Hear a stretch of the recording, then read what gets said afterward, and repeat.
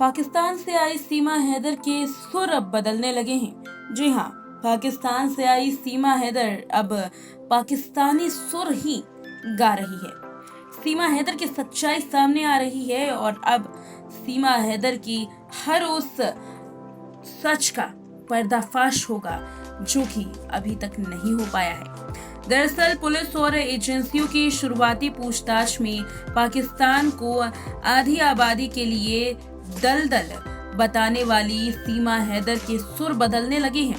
सूत्रों के मुताबिक वतन वापसी की आशंका को देखते हुए सीमा हैदर अब महिलाओं की दशा अच्छी बताने लगी है।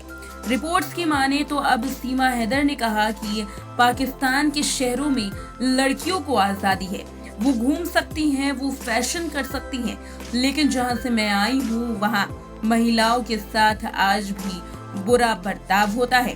पहले सीमा ने कहा था कि समूचे पाकिस्तान में महिलाओं के साथ अच्छा बर्ताव नहीं किया जाता, महिलाएं बंधन में रहती हैं, भारत में उन सबको आजादी है और पुरुष से कदम मिलाकर के चल रही हैं। मनोचिकित्सक के अनुसार सीमा को अब लगने लगा है कि अब आगे भविष्य में उसे पाकिस्तान में जाना पड़ सकता है। ऐसे में पाकिस्तान और वहां के लोगों के बारे में सीमा हैदर अब कुछ भी बोलना नहीं चाहती। सीमा हैदर बहुत जानबूझकर, सोच समझकर पाकिस्तानियों के बारे में अब बात कर रही है।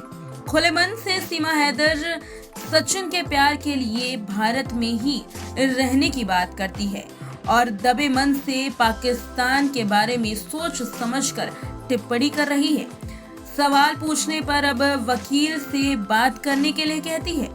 यहाँ बात ये भी सामने आई है कि आधार कार्ड और शादी के साथ सभी जानकारी सचिन की बुलंदशहर में रहने वाली बुआ और उनके बेटों समेत अन्य रिश्तेदारों को भी थी।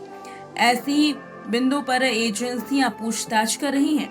सचिन के बुआ के बेटे के संपर्क में सीमा थी। सचिन के कई रिश्तेदारों से एजेंसी आगामी दिनों में पूछताछ कर सकती है। सचिन और सीमा के रिश्तेदारों के बारे में भी पूछताछ की जाएगी।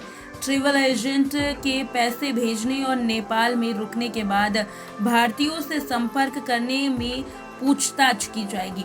सभी अलग अलग पूछताछ करने के बाद बयान का मिलान किया जाएगा। जी हाँ, बयानों के मिलान से ही अब साबित होगा कि सीमा हैदर आखिर करना क्या चाहती है। सीमा हैदर जो कि पाकिस्तानियों के बारे में हमेशा ही अपने सुर अलग रखती थी, अब सीमा हैदर को कहीं ना कहीं ये अंदाजा होने लगा है कि भारत में हो सकता है कि सरकार उसे नागरिकता ना दे और भारत की जमीन पर उसे कोई भी जगह ना मिले। इसलिए सीमा हैदर को अब डर है कि कहीं उसे पाकिस्तान ना भेज दिया जाए और अगर ऐसा हुआ तो पाकिस्तानी वहां सीमा हैदर को बख्शेंगे नहीं और साथ ही सीमा हैदर के घर वाले भी अब सीमा को स्वीकार नहीं करेंगे। ऐसे में अब देखना ये है कि सीमा अगला कदम क्या उठाती है और उससे खास बात ये है कि भारत की सरकार क्या सीमा पर अपना रुख साफ करेगी। अगर बात करें यहाँ अंजू के मामले की, तो अंजू भी अब सरहद पार कर भारत के राजस्थान से पाकिस्तान पहुंच चुकी है।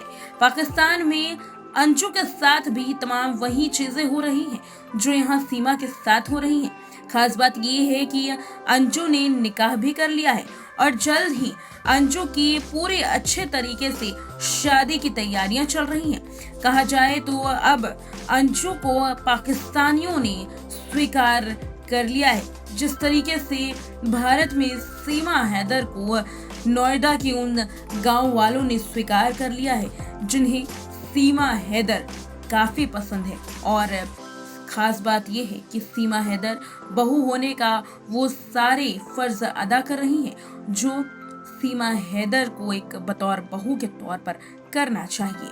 लेकिन आखिरी फैसला सरकार और कोर्ट का होना है। देखना ये है कि सीमा पर अब कार्रवाई क्या होती है। तमाम मेडिकल टेस्ट भी सीमा हैदर के बाकी हैं जो कि करवाने होंगे। न्यूरोसाइकोलॉजिकल टेस्ट काफी समय से इसकी चर्चा हो रही है, पॉलीग्राफिक टेस्ट की चर्चा हो रही है। देखना ये है कि आखिर ये टेस्ट कब होते हैं।